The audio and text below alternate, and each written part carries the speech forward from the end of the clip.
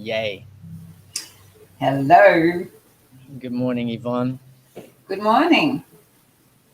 So good. Nice to Here we be are here. again. Yeah, it's great to be here. We go into daylight saving tomorrow, so next week I'll be saying good afternoon. Aha. Okay. Aha. It'll be 12 beyond. Beautiful. There you go. So we have some deep diving to do today. Mm-hmm. Yeah. There's stuff coming up. There's energies are bringing patterns and unresolved elements to the surface. Everything is being crystallized out in one way or the other. Mm. I'm certainly experiencing that myself and being willing to be present with that. And I have a pattern. We can go into that. I feel good about that. Oh, please do. Please do. So I've had a tough week.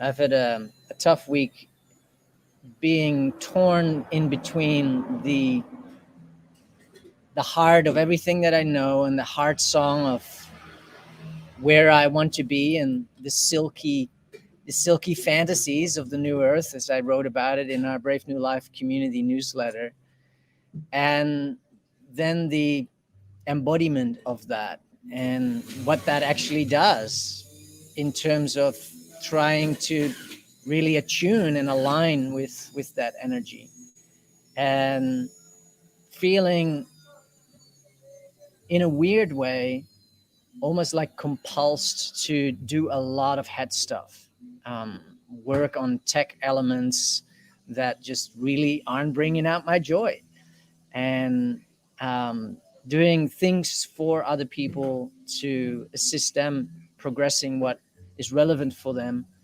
and not living in my own truth, not and when I then ask myself, so what is it? So okay, well, you're not living your truth, though. What is your truth? um, I just draw a blank. No access to that expanded heart space that says, well, this is where the creative energy wants to give expression to the spirit that I am today. And so found myself a couple of days in a row progressively being engaged in this head heavy navigation and feeling that tearing between that's an old world and I want to be in this new world, and I don't actually really have a clear foundation as to what that would be walking on. And it's beautiful because I've been in this conversation with you around the new earth and the frequencies and the sanctuaries and community for a long time, and it sometimes may come off that I totally have my proverbial shit together and I know exactly what it is that I'm all talking about, because I've been at this questioning and inquiry for a decade, and I'm very human in the journey. And so this morning I felt substantially disrupted in my balance. And on my way to here, getting ready for this, I had this lovely thought coming up that I could just rely on a friend that always has been there in times of need. And I was like, okay, well, here we go again. So I find myself going and buying myself, of all things, here goes big reveal, a packet of cigarettes.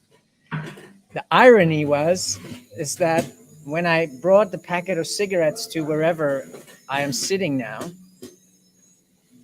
on the 200-meter journey to here, it evaporated. And that was a very beautiful cosmic um, showing me. It's like, yeah, that worked to some degree. Of course, it's called coping, and it is not where you're going to be orientating, because it doesn't exist. And just on a side note, um, having allowed myself to be really present with these disturbances in my field and really owning them and really going into them, I have found many parts of self that would make use of the function of this frequency of smoking in order to retrieve the parts that are actually causing that attraction to happen, that are in the dissatisfied frequency, that they're like, I'm not being seen, I'm not being heard. And this week, with the energies that have been in my field and what I've all been navigating, it's really kind of slowly but surely brought something to the surface that then this morning I finally was like, all right, I'm going to give expression to you. Here we are. And yeah, it was very, very ironic that within the space of 3 minutes, whatever I thought I was going to engage in just to quote unquote cope, but also to not deny the existence of feelings. Because of course I could also sit on the side of the road and meditate and feel into like what is really going on for me. And I guess I'm not such a master navigator on that level yet, where I much rather say, all right, let's just go and explore what this is. And with the exploration, I may get access to it. And yeah, that's been part of my navigation, where I have been doing things that haven't been feeling to be in alignment with where my greater expression wants to go or be shining. And in that, it's almost like a perfect geometry. But I've been feeling this past week the intensity of the what I call bifurcation, the kind of like the preoccupation with what the head was saying that was relevant to get engaged in got way increased. And as that increased, the kind of sense of like, I am not in my shine, I'm not in my element, that gap sort of showed up more. And it's been really interesting to kind of really be present with that, because I do want to do the doing and I do want to complete projects. And but there's been this real intensity of the rationalization and the intellectualization to sink my teeth at least into something. And I think it's just really been a programmed way of being or navigating that is also a way, in a way, avoiding actually what really wants to be seen, felt, and heard. And in that, avoiding a sense of vulnerability. And the vulnerability is the simplicity of like, I don't know, because this seems to know. And it said, well, why don't you just go and work on this? It's gonna be great. And then you don't have to actually think about all of that, which involves feeling vulnerable around feeling lost and feeling dislocated and feeling in a place within myself where I'm unsure what next month is going to look like. And the funny thing is that, well, nobody knows what next month is going to look like. But I have to keep it on myself. I have to stay present with that. And so I'm grateful to be here with you and to reveal all of this, because I have unshamed my heart around these sort of issues. Um, but yeah, I'm also very, very interested in receiving your mind song around this. And maybe that's a nice opening to jump in. No, I'm sitting here having a little chuckle at you because um, you're not alone. I tell you, anyone who's watching this will say we had a shocking week last week. The energies were really dense. So before I address, your losing your friend this morning, I love it. Um, I would just like to talk a little bit about the fact that we are being affected by external energies, and those external energies come from where the earth is going. So, we're moving through a galaxy, an energetic galaxy, and the energy fluctuation in that galaxy affects us. We know that we're affected by the moon because we're 80% water or whatever, and so the moon has shown us that it affects the tides, etc. But it's not just the moon. We have a central sun that allows all of this galaxy to be. And so as the earth is moving into this, what we call the age of Aquarius and the golden age that we keep talking about, the energy that is hitting the earth is intensifying. And so as a result, everything within us is intensifying. So that brings up all your little dark sides. It also intensifies all the attachment to the third dimension, because we are so intensely programmed to think that that's all there is. And it is absolutely terrifying for us to go to somewhere that we haven't got a clue about, is just going into the unknown. That's what you said before. But I don't know. And so what we have been programmed to do to solve any issue or any challenge is to look at the doing part of us. We have to do something to fix that, right? And the funny thing about that is that the less you do and the more that you just become still and admit that you haven't got a jolly clue, send it out for what I call the for God to do basket, and go, well, look, as a mere human, and I love my humanness, I have only very limited access to the possibilities of the quantum field. So I'd much rather hand it to the quantum field and give me the highest possibility and surprise me. But to get to that stage where we can make that transition, where we can move out of the habitual programmed doing before being, that takes quite some, I was going to say some doing, pardon the pun, but that's what I'm finding very much at the moment. People are finding, and that me too, because I had a challenging week because of the fragmentations of the energies. And we talked last week about the fact that New Earth is not a place, it's a frequency. And at the moment, we've been, I love the flavor of the month sort of labels that gets thrown out. So let's look at the 3D to 5D thing, okay? Because somehow people are now familiar enough with that it makes some sort of sense.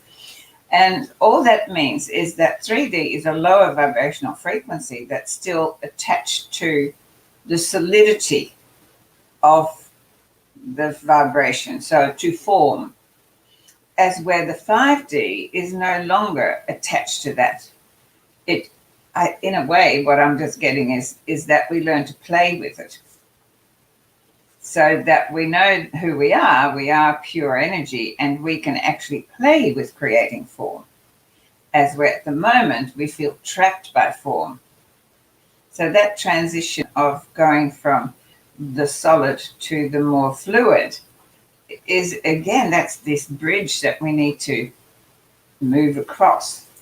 And I think the day before last, I had this sudden epiphany, because I've had all these people reaching out to me this week because they've had trauma within their families, because one person believes this and the other person believes something else. But instead of allowing the space for both to have that belief and to continue for love to thrive, it becomes conditional. And it's like, if you don't do what I want you to do, then this is going to happen and that's going to happen, and that's going on a lot. So I sat with that and threw it out to, where I get my guidance, and what came through was 2 hearts. And I suddenly went, 2 hearts? I'm having enough trouble with 1 heart. What do I do with 2, right? But when I got greater clarity, it was about the heart of the physical that is constantly asking to be loved, is constantly asking to be acknowledged. It's a heart that it's a needy heart, and it's never satisfied. And it's always conditional. And this is the difficulty, because we want to our essence knows that there is unconditional love, but the physical heart doesn't know how to do that. The physical heart's connected to the ego, the physical ego. And so the heart of unconditioned is the heart of soul. It's the heart of the universe. It's the heart of the quantum field. And so we know that is available to us somewhere, but all we know how to use is the heart of the ego. And this is where this tug of war is all the time within us. Because the moment that we say, no, we're part of the whole, yes, I'm in this vibration of love, but then the little heart says, yes, but your friend just said they don't want to see you anymore because you didn't have that medication. And so and then so the heart of the ego goes, ah, and brings you right back to being connected to the physical more than you are to the metaphysical. And that is this, again, this bridge that we are traversing to find our way out of the matrix and to learn how to keep vibrating at a higher frequency where none of that exists.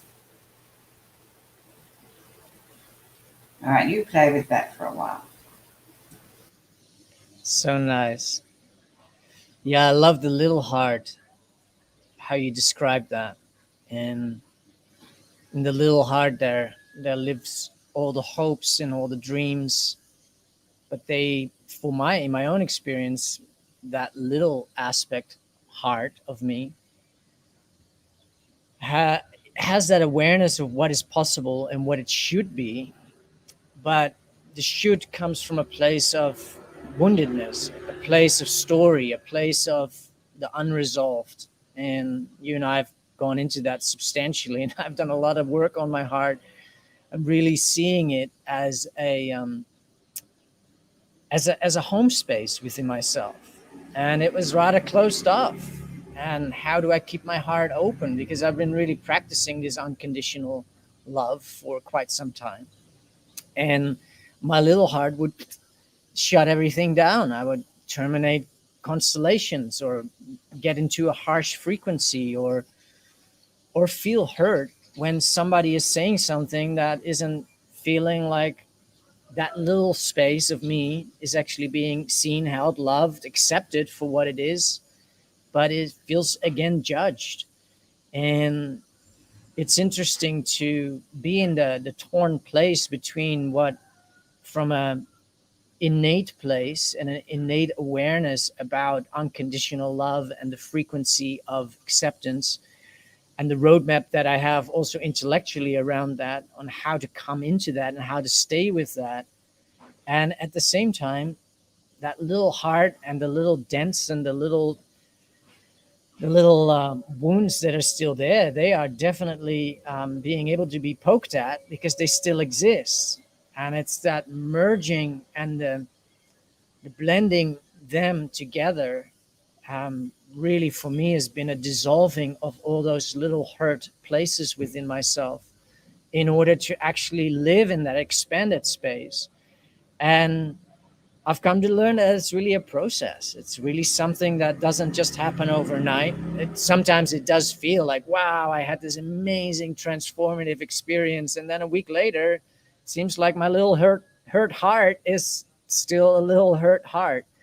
And that's because there's so many layers of imprints and unique individual imprints and stories around rejection, around abandonment, around being shamed, around um, not feeling loved, not feeling seen. And this is something that, with our human heart, is part of the great work that I feel that I've been doing for myself, is to allow those heart yearnings and those heart pains to become expressed and articulated, and particularly for them to become felt.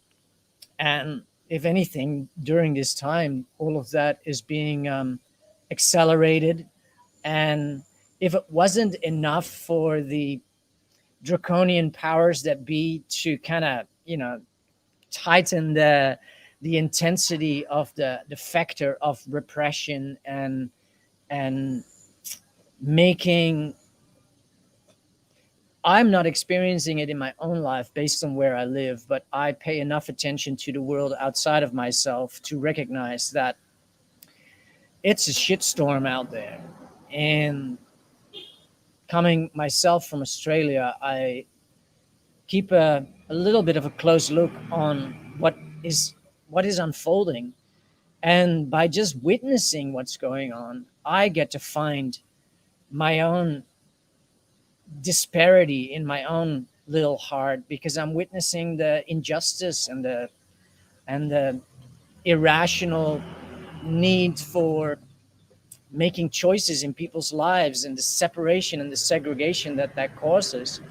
And that then becomes an opportunity for me to look at that within myself. And so, gosh, I've been doing a lot of looking, but it isn't just what's happening externally based on the factors of an overreach of power, based on something that seemingly, in my honest opinion, doesn't even really exist.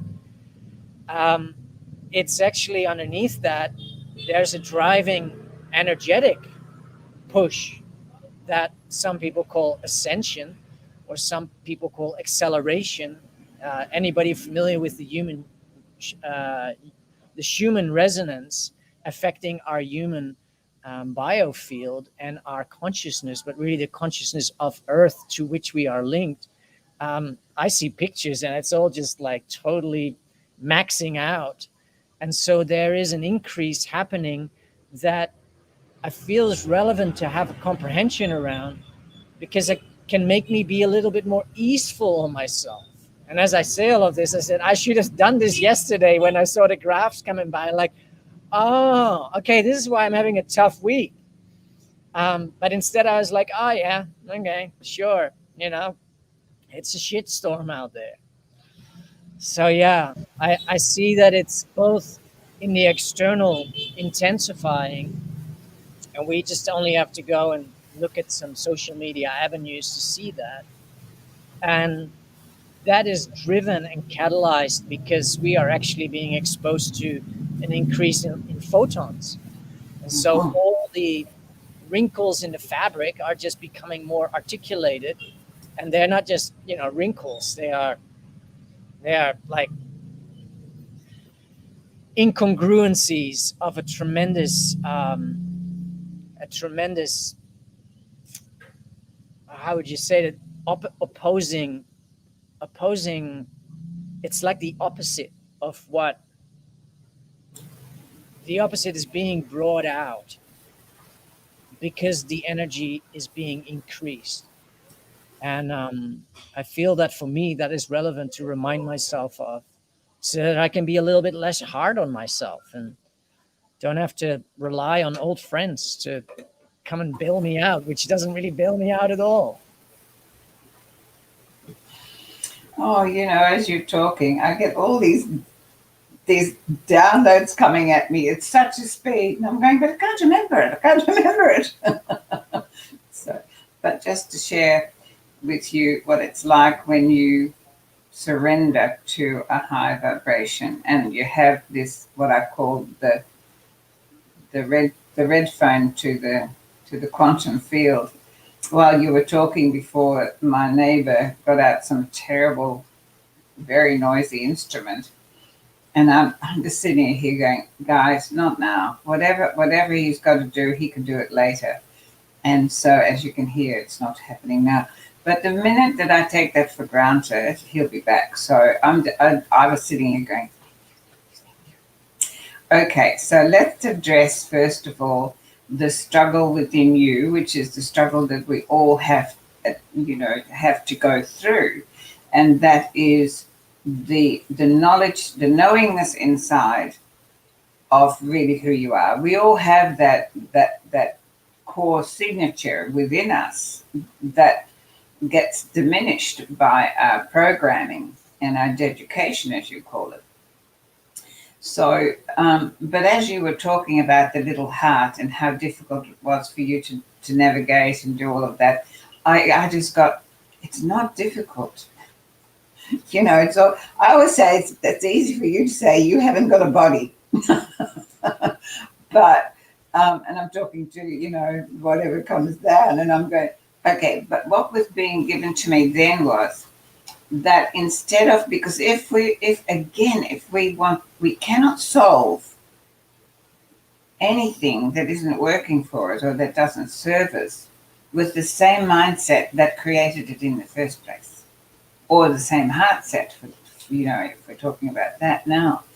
So because we're in a territory that is unknown to us and we are not familiar with the tools yet, that we then, okay, so we have heart pain.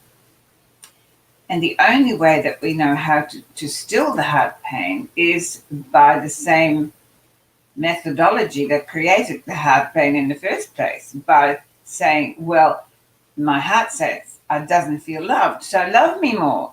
Okay, so we're looking for that particular pain to be resolved somehow.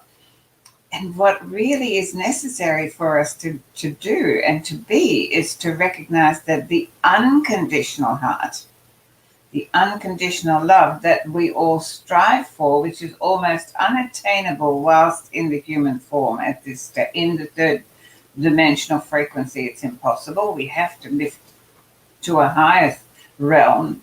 But that heart, it doesn't need you to do anything or be anything other than what you are. With all the crap that you've done and all the crap that you point fingers at yourself for, it doesn't care. It just loves because it is love. Okay, so that unconditional love is an energy vibration that envelops all of you. Because in that state, there is no judgment. There is no good or bad. There is no right or wrong. There just is life. And the thing about it is that when we come into this physical being, we have this incredible gift that we can explore everything. Free will, remember, before recent events? Well, we've never had free will. Let's face it, we've had limited free will according to the rules, yes? But that is what we were given, free will, to explore everything. Not so that we can be judged by it. That was somebody above that decided, well, if we put judgment and worthiness and all of those words into their mind control, then we've got them.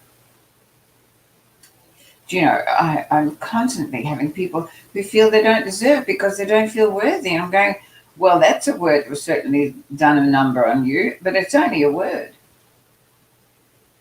Because it's like saying I have to prove I've got to have I have to have a birth certificate. Well, I'm standing here. I didn't just drop out of the sky, or maybe I did, but why do I have to have a certificate? And why do I have to earn a living? I'm not, all of those terminologies have been imprinted on our psyche so that we will diminish ourselves. So to overcome this conditional love that the heart gives us, we need to go to the unconditional heart that doesn't need anything. And so it's embracing all of you and welcoming all of you. And just what the heart's asking is nurture me. Accept me as I am with all my faults. And once you're able to do that, now that lifts your vibration. When you can look yourself in the mirror and go, you know what, I think I just stuffed up. But I'm still okay. I'm not nasty, or I didn't go out intentionally to do harm. I just made a mistake, and so I'm okay with that. I can love myself in spite of that. That was probably my biggest lesson. And boy, is that a relief when when you're able to do that, when you stop having these standards of measurements for yourself that you can never live up to. Because it sets you free then to really explore your truth that you're talking about. This truth of the life force that we are. We've got to go back to Star Wars, it's telling us all about it. That when we are in tune with this force of creation, everything's possible. You and I, we talk about miracles a lot, but we have got that power. We have the power to ask, right now is not a good time to go and do whatever you're doing because I'm on a Zoom call, right? And then, okay, that's fine. That's what you asked because I'm vibrating in the energetic frequency where that is a possibility. But if I did it from here, then I have bucklies to none. So it's a learning. I said that I think last week, we're in kindergarten. And every time that we feel that we're not doing such a good job, instead of trying to find out what was wrong with that, welcome it and go, oh, fantastic. That's another opportunity for me to uplift a part of me that I, in my old programming, would judge. But right now, I don't have to anymore. I can just take that little part of me, I can nurture it and take it into my heart and go, oh, well, that's a learning curve. And take ourselves off the hook, so to speak. Yeah, it's even around learning that for myself, having gone through the 20 years of education here on the earth through the Western lens, um, that for the longest time being orientated towards learning anything, then had this resistance build around it, and that's been an interesting one to kind of unwrap. And I see that that's where I've really spent a lot of my last 7-8 years looking, is untangling all the programming and all the conditioning in how it's kind of formed belief systems to have me operate in certain orientations that would keep me from actually becoming more free and becoming more self-sovereign and becoming more self-accepting and self-loving. And I remember well that the first time that I experienced the release, the physiological release and emotional release of trauma, um, that I didn't even know that what was going on. I was in an overwhelm experience because I kind of somehow brought myself into allowance and openness to just let the cells express what was still being stored there and held there. And it's been a different word that I really kind of leaned into in order to allow myself to relearn and remember a lot of what I feel I'm in so much spaciousness with at the moment. And that was really to train myself to navigate in a natural frequency within my thoughts, within my activities. And it's obvious that that is an ongoing process. That's not something that just happens overnight. It's like, oh, now I'm doing everything natural. Like, it's pretty obvious that this morning wasn't necessarily the indication of natural navigation. But it is also an opportunity to come closer to that place within me, to offer that love and that acceptance, and to see it and to learn of it as an opportunity to grow and to reintegrate and to actually be excited at that. For me, that excitement has only started, and it only occasionally kind of comes in where it's like, oh, this is an opportunity. Up until a year ago, I don't think that any trigger that I've ever felt was really feeling like, oh, this is an opportunity. It's been through the study of syntropy that I know that everything in life is performing a function with purpose. So it's an opportunity for my growth. I can be in judgment or in open curiosity. The judgment doesn't really do anything. The curiosity allows me to discover what's really going on. And still it hasn't been feeling as something like, wow, this is what I want to bring into my world. This is what I really want to go and reintegrate, so to speak. And that's something that I'm learning more and more as I practice this more and more consciously, with more willingness and more awareness, that it is a learning and remembering, and it just keeps showing up, and the opportunities keep popping in, and I become less and less shameful, so to speak, of any of the patterns that still are alive in me, because that is part of that unconditional acceptance, which in my own experience brings me closer into the expanded space of feeling free. And I'm not talking about, being free to walk wherever I want or do whatever I want. It's an expandedness of feeling. The way that I would articulate it is that I am finding myself very little preoccupied with what other people think or don't think, do or don't do.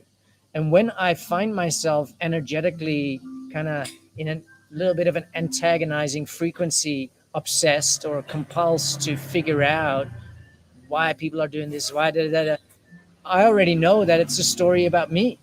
It's nothing about them. And so I then get to look at myself in that sense, being able to discover, like, why is this even relevant for me? Where's this attraction coming from within me that wants to look at the outside world and say, well, that's not right, and da da da da da.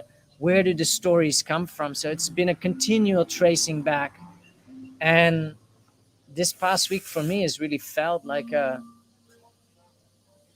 almost like a graduation process, like taking a test. So, all right, well, you've learned a lot. You talked about this. You're doing this a lot. Let's see how you're really going, because we're just dialing up the frequency here to see what else comes to the surface for you, and how are you navigating this one. And yeah, it takes willingness for me to keep showing up for that. And my hardest part still is to actually recognize that by being in the busyness and in the doing and in the complaining about what it is that I'm doing in the busyness, I'm actually avoiding simply feeling the vulnerability of not knowing that that a part of me actually just feels lost. Because as a man, I should know what it is that I'm doing. I should be on purpose. I should be having a direction so that people around me can lean in on me, because I know what it is that I'm doing. And the truth of it is, most of the times I'm just making it up. And that seems to be working. But what if I was actually just handing it up instead of making it up? Because if I'm still in the frequency of making it up, then I haven't really changed much from where I was 7 years ago, when I realized I was just faking it until I made it. But the reality was, I was just faking it all the way, because I was never making it, because I would just find the next thing to fake my own identity around. And so coming home to a presence of being that isn't based on all these ideas and concepts about myself has been worth it. But each time when I am finding myself at a choice point or an opportunity to kind of let go of another idea that I came up about myself around, and handing it over, there's vulnerability that I then go into avoiding. And then I go and be like, oh no, I have my purpose here. Look at how busy I am. I'm focusing on this little piece on a website, and I'm going to make it perfect. And I'm going to spend 4 hours and get frustrated about it. Um, that's purposeful to the degree that I get to look at it and be like, well, that's really dysfunctional. And yet it's a pattern. And yet it's there for me to look at. And so I see that everything is a bio feedback mechanism from within to the without, and the without being a reflection of my within. And yeah, it's just good to speak that out. And it's good to have awareness around that, that keeps being reaffirmed, because this is not something that, in an ideal world, I would like to have these conversations that we're having be transformative, like permanently. And it's just not, life doesn't do shortcuts. In my experience, this is an ongoing training, an ongoing relearning, because it's quite profound to recognize how conditioned and how limited I have ended up being. And yet I have so much freedom in how I do relate to life and how I do comprehend how life functions. And yet every day I got to keep showing up for it, to kind of pull it apart and say, well, that's actually not the truth. That is programmed trauma based mind control, me playing out my little rah, rah, rah narratives and flipping them inside out to discover what's really going on, so that the freedom that I'm seeking can actually come about. Oh my goodness. Whew, big one. So good. Um, Gosh, where to start? Well, let's start where you finished. And it's this idea, because we're in a time of the quickening. Mm. And I know that it's taken me 35 years to be here. And that doesn't mean that, other people need to take that long. Not that I was slow. It was just that at the time, and this is what I want anyone who's listening to it to understand. At the time that I had my awakening, the frequencies that were available on the planet were slower than the frequencies that are now available on the planet. See, we have this small picture. We're so attached to, going down the street to get our bread and veggies that we just don't think beyond at all. But we're energy beings, and this is what this whole conversation is about. For me, it is to make the transition from this physical being to the energy being. And so that understanding that the earth is, we're in a moving galaxy, and the energy goes at a speed. So slow energy gives you dense experiences. Fast energies gives you lighter experiences. And when you talk about that, you have to go back to finding out where it comes from, I don't believe that's necessary anymore. That once upon a time, in the slower vibration that was available to us, was the only way for us to resolve stuff and to find out stuff.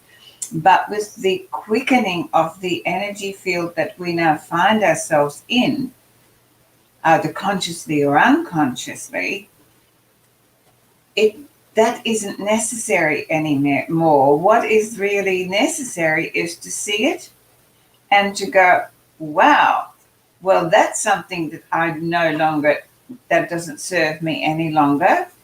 But hey, obviously it was necessary when it was necessary. So now, thank you, but no thank you. And then replace it with what would serve you. And that's really all that's necessary now. But what happens is that we continue to run stories about that old stuff, which keeps it in place, and it becomes like molasses. So the ability to understand the frequency that we're operating in, which is the frequency of the quickening, and it's continuously speeding up. Not because of humans, as I always say, we are the most arrogant species on the planet, thinking that we have any kind of control over nature and the planet. And honestly, we're not even like the size of a flea on an elephant. So when we understand that we are the microcosm of the macrocosm, and we learn to increase our own vibration in alignment with the vibration that is um, in the environment that is creating the movement of the planets and the movement of everything that is life, then it becomes simpler for us. So that's really one part that I wanted to address. The other part I wanted to address was the shitstorm, which is increasing here by the moment. I mean, I don't know what they can come up with next that is the most ridiculous, because I don't watch any of that stuff anyway, but I can feel the energy tightening, and I am celebrating it because you talked about the opposites before. I see it as the contrast. So if we don't, I'm always saying, if we don't have an alternative, we don't know where to go. So the contrast has to become so unacceptable and so even more bizarre than it is now. I can't imagine what you can look at. I couldn't come up with all that they're coming up with. So that the universal soul, heart, and essence that is within every human being on this planet can no longer have even a slight flicker. And so we talked about the beach ball, the more that we push it underwater, eventually it's got to come up. Well, that's what's going on at the moment, because the intensity of the vibration that is hitting the earth is feeding the narrative as much as it is feeding the new earth vibrational frequency. So what that means is you're going to see that becoming worse and worse and worse, not because they're doing it, but because the intensity of the frequency is feeding their narrative. But at the same time, what it is also doing, it's giving everyone an opportunity to finally say, you know what, I'm not doing this any longer. And that's what I see happening. We've now got this enormous push that I found out this morning, because, you get fed what you need to know, that they're having protests all over Australia. There is an organisation to do with the education system, and in Australia they have things called unions. I've never been a great fan, but all the unions have backed up and they're not supporting their workers. And so now the workers are creating their own movement. So bye-bye unions. Yay! And so, not that I'm biased or anything, I just love anything that starts to take back its own control and its own sovereignty. And all these beautiful people that want their life back, they want the freedom for their younglings. And we're going to talk about the younglings, because what are we showing the younglings? The children that are now coming onto this planet, they have a totally different configuration energetically than we did, and they won't be able to be sustained by the old fabric that we have been playing with. So they will look for a different pathway, and that is for us to step into the realm that they're familiar with, and that's the realm of energy. And so what I'm noticing more and more is when I go out, it's animals and children are coming to me in droves as we're adults are going, because, I don't comply and I walk freely and do what I want to do. But the children, they just go, they can feel this energy, this openness that they already have until they go to school, right? My apologies to all teachers, but it is what education does. It wants to push them into a controlled atmosphere where you want them to become something that then allows them to earn a living. And that all comes from a really good heart, but it doesn't come from an infinite quantum field.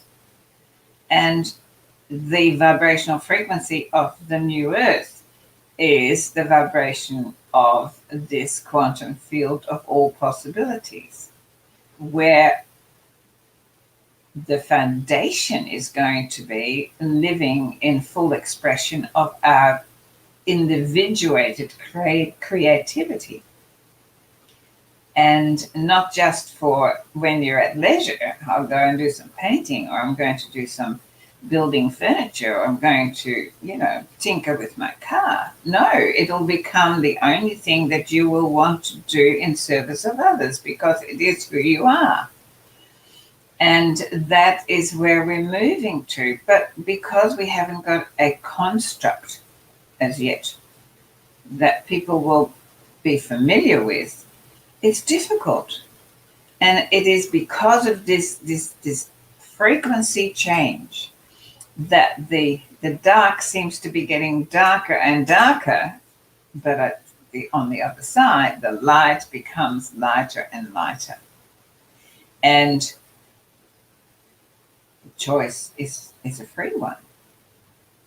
And when we follow the heart and soul over the fear mind and the program mind, then we will find our way to that higher frequency where we, the way showers, are.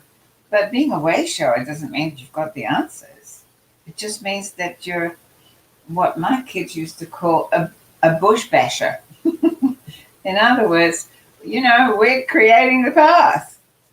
And wherever it takes us, I think it takes us to infinity.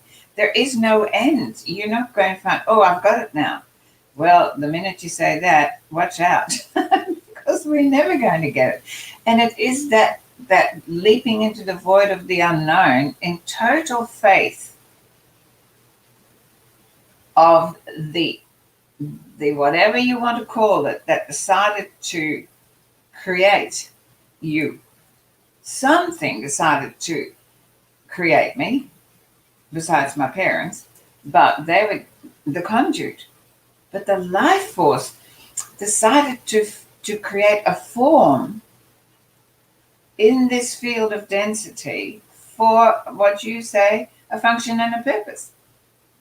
And when I resign to that and I go, well, this hasn't worked it out, so let's do it, surrender. And it's when you allow that frequency to fill you every day. The only way to do that is to connect with it consciously every day, every moment, and keep calling on it. It takes practice. Discipline, that wonderful thing that most humans just hate. Discipline. Yeah, no, I'm not one for discipline neither. With great gratitude to the cult programming that I experienced, because anything to do with discipline was associated to schooling and all of that. But yeah, training. But don't throw the baby out with the bathwater.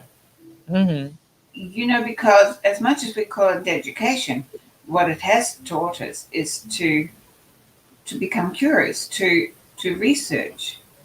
Yeah. And it's that part of our education that is the only part of education that's now necessary, because we can find out anything. Oh yeah. If we know how to research, which will segue into what I feel we're going to offer the younglings. But okay, you go. So nice. Yeah, no, it's great, Yvonne. And one of the things that it comes up for me in relationship to the younglings is, of course, I have two younglings of my own, and I'm not present in their lives. And what story that all brings up? How am I showing up, quote unquote, powerfully or inspiringly when I'm, halfway across the earth, and learning and leaning into more and more of that acceptance that everything is perfect the way it is. It is actually ordained exactly how it is. And when I look within the intergenerational human ecology, that is such a field of interest for me, in terms of, all right, so how are we going to come through this? We don't necessarily have a frame of reference what this new frequency looks like. We haven't been shown that. We haven't been taught that. We don't have a world around us necessarily built by men and women that is indicative of this syntropic way of doing things with each other. We have an entropic lack and scarcity based kind of modality of thinking and operating, which hasn't really brought us to, well, it has brought us exactly to where we are now. And everything is being kind of amplified to show us that what we thought was working actually really wasn't working. It's just really being kind of pushed out. The pus is coming to the surface, but the boils were in the human ecology, in the body, in the culture already for a very long time. And so many of us know that there are different factions within, the higher echelon so-called governments, that have no interest in terms of caring and loving and supporting and nurturing and really being about raising the next generation of younglings in a way that they will be the leaders that bring prosperity to all. We live in a very kind of heavy, isolated, kind of power for the self program, and that's been coming to a head now. And I find the question around the younglings very relevant, pertaining to my own story and having to kind of figure out my own part in the life of my younglings being further away. But in that, I also see that the younglings as an archetypal narrative are also the younglings within. And what I've found in my own experience of kind of transforming my way of being in the world has been because of how I started to choose to relate with children. In the past, I would be at parties with grown-ups, and we'd talk and stand with a glass of whatever, punch or something rather, and we talk about what we're doing, and the kids are rummaging around and the kids want attention, but mom is talking with a friend, and so the grown-ups don't have the headspace and be like, yeah, yeah, yeah, yeah, just go, go, go, go, go. And having noticed that, because I've come out of such a busy world, I didn't have the presence really to be really present with the younglings. And once I became aware that I was treating them as second class citizens, I was speaking to them in ways that I would never talk to my friends. And somehow that is okay, because I don't know, I never really thought about it, but they are my children. And I wouldn't necessarily directly do it to other people's children because they're not my property. So I can't really yell at them, but I certainly can yell at my kids, because, that's somehow I'm doing all the hard work here. Um, all of that was proven to be so flawed. And so I really shifted my orientation, where I just started prioritizing relating with children. And I realized that my world just became more fun, more alive, more free. I got to meet a whole lot more dysfunctional shit within myself because I wasn't treating the younglings, you know, all of us human beings are equal all around. There's nobody worth any more than another. But I recognize that the way that the younglings were treated in society and the way that in my society I was treating the younglings was actually reflective on how I was treating my own inner children. It was actually reflective on how I was treated. And so the externalization or the witnessing of the younglings outside of myself allowed me to actually heal my relationship with the children inside of myself, which now at any given party, if there's kids or any celebration or gathering with grown-ups, I just end up not being really interested in talking with them, because I get to spend time with where there is real kind of in the moment, non-planned, what are you going to do in the future, like let's have fun, let's play here now. And to recognize the significance of that. Yeah, that doesn't put money into the bank account and it doesn't put bread on the table and da da da da da da da. But those have exactly been the stories that have limited my capacity to see a different world, to see a new possibility, to see a new frequency opening up for me to step into. And I feel that in our embarking into this new earth reality, it is our relationship to the children within and without that is going to allow us, like they are the best teachers to show us what we didn't get, what we are still maybe not able to give, and inquire within ourselves if that's really how we want to do it. And that's something where I really feel transformation on an intergenerational level is going to come about. Currently, it really seems that we are benefiting, really asserting our own sovereignty and really starting to ask some really tough questions on a societal level as to how the F did we get here?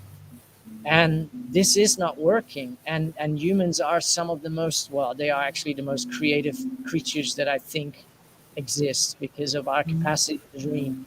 And so as the oppression increases, new ideas and new reclaiming of our responsibility is coming about. And I really pray that that reflection on everything that's been dysfunctional actually also starts transponing itself into prioritizing our relating and elevating. Like we say, we raise younglings.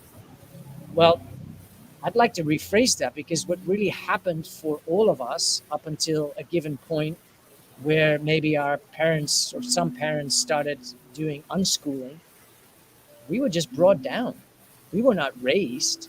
We were brought down to fit in a certain demographic of belief systems. And the ramifications of that are actually what is all coming to the surface right now. We have been dishonoring our own inner children, our own inner light, our own inner sovereignty, our own inner joy, our own inner happiness. And it's all coming to a head right now where we get to look at it and we get to feel how dysfunctional it feels. And I just really pray and hope that the work that I am doing within myself in relationship to making use of the function of the external, healing my broken relationship with those parts of self, that becomes an accelerated wave where it's not me as an individual doing that work, but where we just kind of have this epiphany on a global level where it's like, oh no, we gotta flip everything back to front. We actually just got to prioritize building our societal framework in the elevation of consciousness of these younglings, that they don't really need elevating.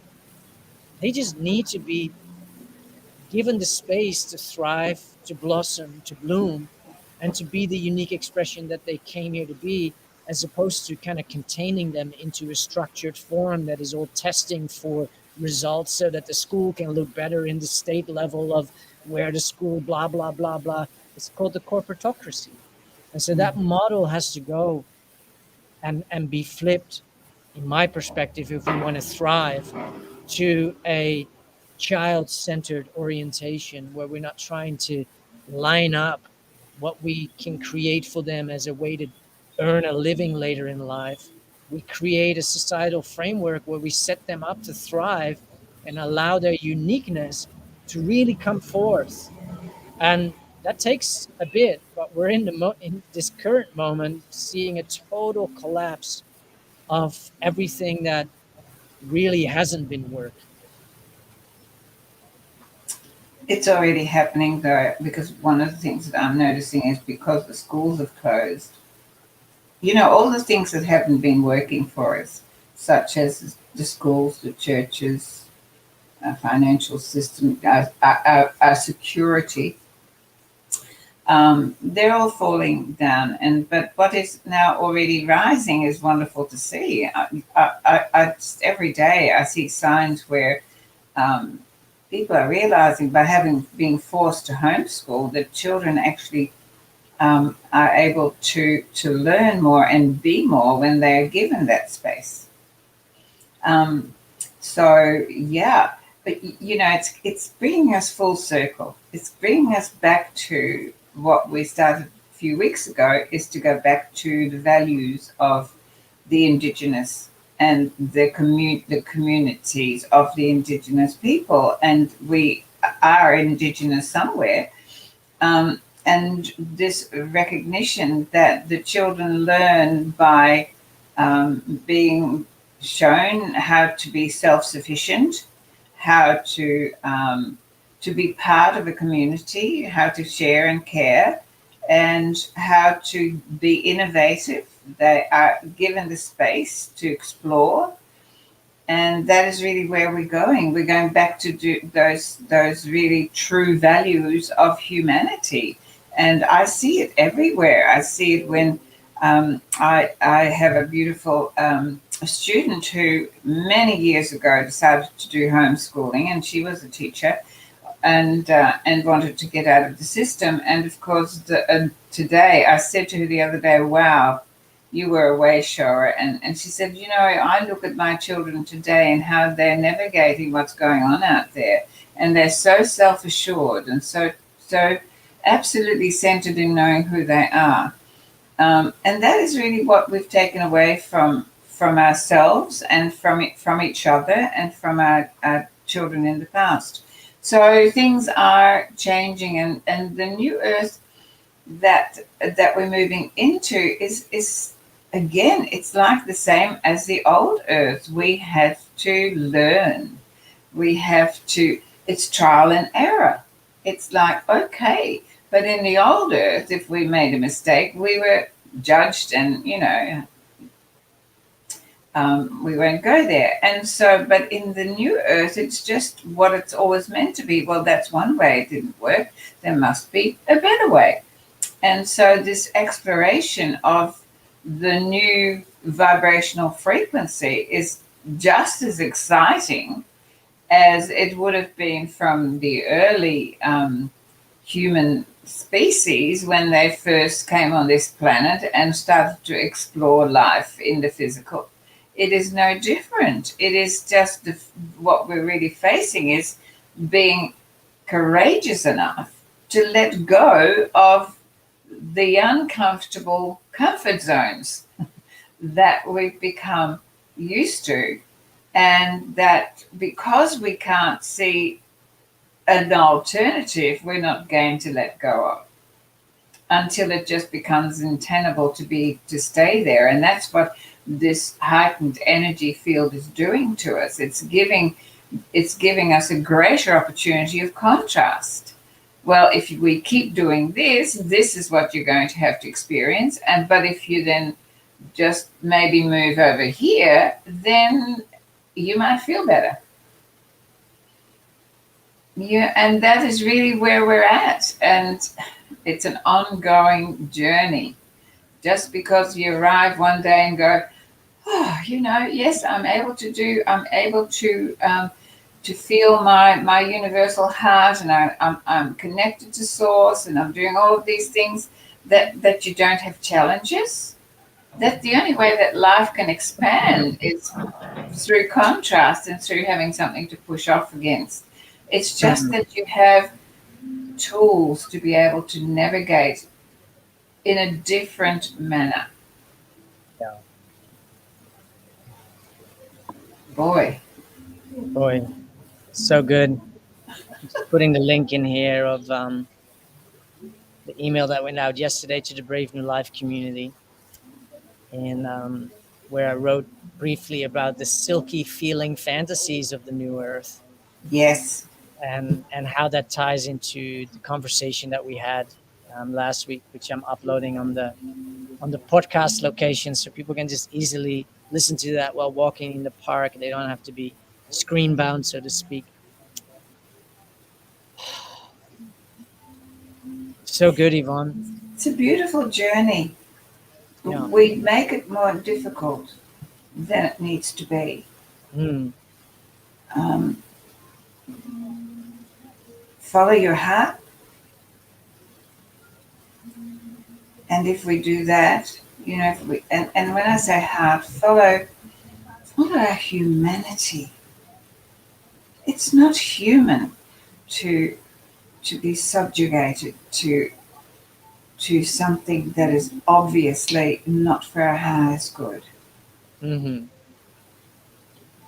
Yeah. We must come home to who we truly are, and our authentic self. And the authentic self of the human species is glorious. There it is. So beautiful. Thank you for the reminders yet again. We get to remind each other. Um, Beautiful, Yvonne. Thank you, everyone, for watching. Thank you for sharing this. We feel to pass it on. And we are here every Friday having our morning conversations, soon afternoon conversations. Um, yeah, they're valuable. And definitely, I noticed that for my own journey and my own path that I navigate, this is definitely adding a lot of insight and value and different ways of relating to life in the practical navigation, not just conceptually, but how can I show up? How can I meet my own experiences with more grace, with more expansion, with more, yay, this is actually here to serve me, as opposed to preempting that this is not good. This is, why is this happening to me? I thank you for the time we get to share, Yvonne. I think what's so wonderful about these conversations is that you and I are having the conversations that people would love to have, but people never give themselves time to have. So give yourself permission to have these kinds of conversations because they're beautiful. And just to add to that, what I find is most relevant is to be in the act of the speaking, the expressing, to have it in your mind song and to have it become expressed. Because when we start speaking to that which we feel in our heart song alive, we start recalibrating our beliefs and orientations and programming because we're actually starting to implement the languaging of it. We're actually starting to activate that they're not just thoughts we receive from others, but we are actually making the process of these thoughts become expressed through our own being, which Yeah, is a very beautiful form of manifesting. wonderful. So great. Thank you for being here, and we'll see Thank each you. other again next week. Have a wonderful week, and no matter what the energy is giving you, just come back to the heart. Yeah. Love you all. Thank you for watching and share. See you next week. Bye bye.